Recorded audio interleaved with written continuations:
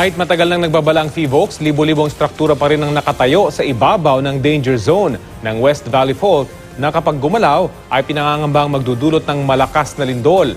Balita hatid ni Maki Pulido.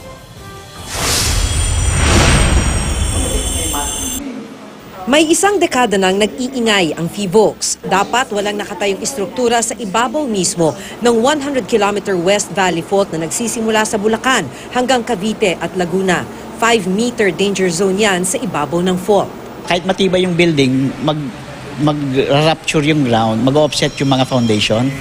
So, most likely yung chance na masira yung building, malaki. So, yung ganon, walang engineering intervention. Sa datos ng PHIVOLCS, mahigit 3,000 istruktura ang nakatayo sa danger zone.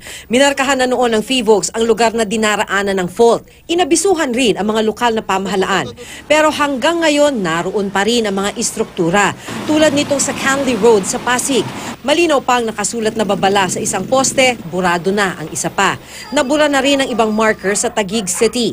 Malabo na ang marker sa tabi ng bahay ni William Gondraños. Araw-araw man silang kinakabahan, saan naman daw sila pupunta? Wala pa pong available na malilipatan kami. Kasi ito lang po ang titirahan namin na kung bibigyan kami ng available na why not?